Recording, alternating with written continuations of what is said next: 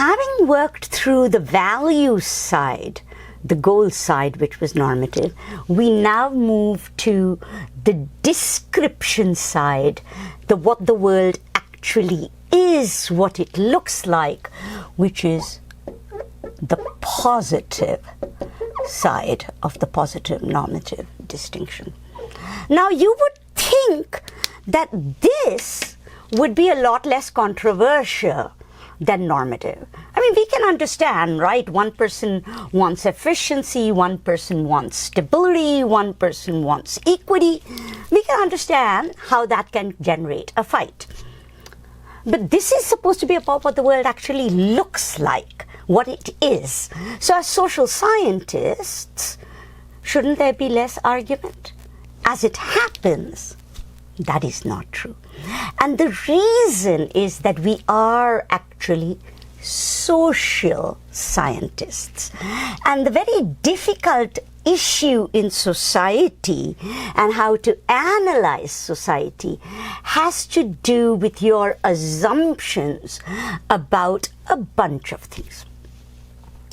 I'm going to take you through those, and then I'm going to show you the different fields of economics on the positive side that have emerged as a result. So the first thing you have to think about when you think of the positive normative distinction, which is going to be most useful for our class and the macro class that many of you will hopefully take after this, is the question of scale. If you think of the question of scale, what we're asking is, what is the unit of analysis? So think of a biologist. Person studying an amoeba. Scale is teeny. They have a different set of approaches and theories because they're looking at one single-celled organism. People studying the human body, surgeons, they're looking at the body as a whole, but they're studying a single organism. Environmental biologists are looking at interaction between different species. They're looking at how one species affects another species, how this action affects that action, not just at an individual species. Right? So you begin to see that you can have a bunch of analyses whose thinking is, let me focus on the individual cell species, individual actor. That's one thing. Or you can have an approach that says, human beings, let us study the society as a whole. Let us study how they're interacting with each other. Let us take a more systems approach to the whole thing. How does the whole system mesh together and operate? And in fact, this question of scale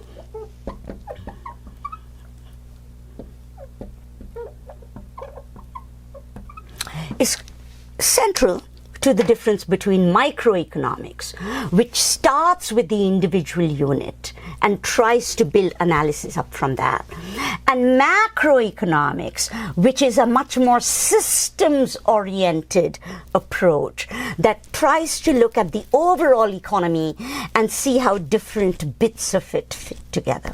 As you go further in micro and macro, what you will learn mostly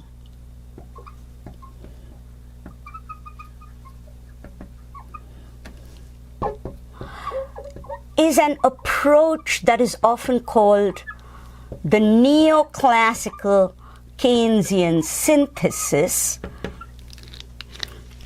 or neoclassical economics, which is basically a majority of economics. Most people trained in the field use this, but not everybody does. So this is one way to think about it, which is that you're going to come across theories in micro and theories in macro that reflect this. But as we go on, it gets even more complicated in two ways.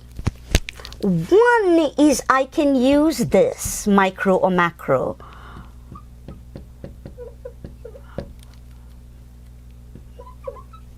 to describe fields. I before E? Yeah. F-I-E-L-D-S, fields, to describe fields. So I become an expert in something, and my field is development. I'm interested in how third world countries learn to grow. Micro, macro, I will draw micro assumptions and analyses. I might draw on macro assumptions and analyses, but I'm going to learn how to apply it particularly to this field. Or I might be interested in money markets.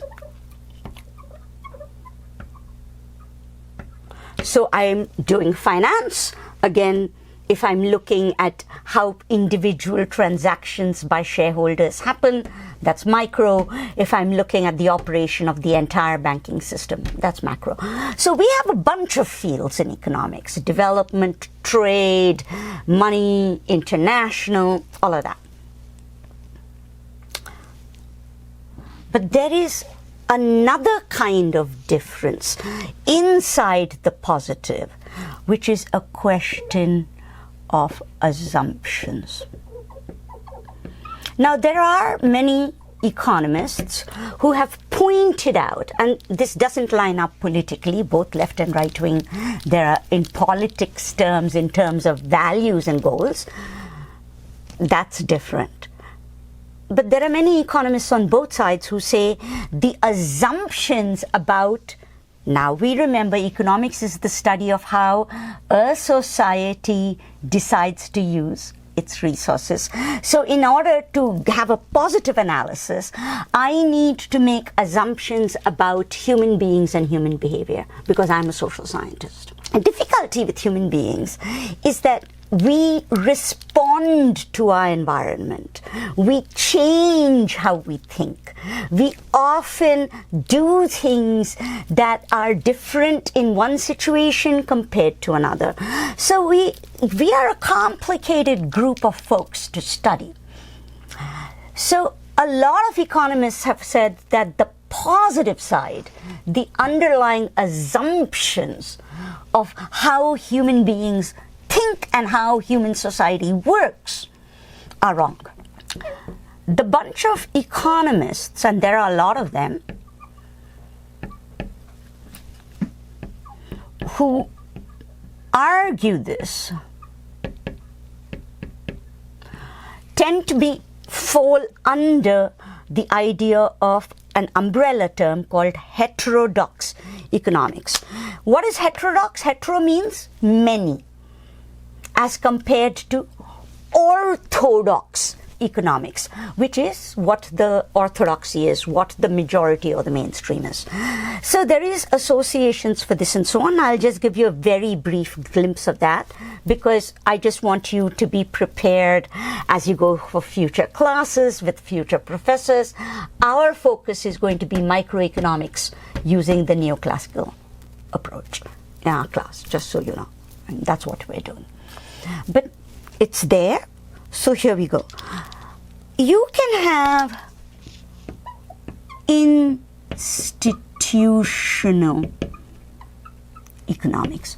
What is institutional economics? It was actually one of the very important fields and approaches to economics that was developed among other peoples. It was major contribution of American, US economists to the field, Commons and Veblen. And they argued that human beings are social beings, which means they respond to institutions, to the culture of the place they are living in, to the norms, practices, assumptions. So when we talk about human behavior, for example, people don't just always maximize profit. Sometimes they may be maximizing status. Sometimes they may be driven by just hating their job. I mean, lots of different cultural assumptions about our emotions, our feelings, how our culture shapes our behavior. So institutional economics is really interested in looking at the economy using the approach that institutions shape human behavior. They are our environment, we respond to them. So in order to understand positive, how societies are operating, we need to understand their institutional cultures. Some people put behavioral in here, and I'm putting it in quotes not because I think it's wrong, but it's never very clear whether they wish to be called heterodox or not. So just want to clarify that. But behavioral economics is based on the fact that contemporary psychology has had a lot of developments, and it has shown that humans don't always act rationally. We don't. We gamble. We fight with families. We do all kinds of irrational things. And so behavioral economics is the idea that we as economists, this for interdisciplinary students, very important, should listen to the psychologists. The psychologists have done tests on how people actually behave. So our models and our approaches should use the insights from the psychologists to describe what is happening in the economy. So it's about, we think this theory might be wrong because it doesn't accurately describe human behavior as our psychologists have told us human behavior operates. Another group is post-Keynesians. Some of you may have heard about the modern monetary theory. MMT, it was very popular in political discourse for some folks, and it is these people.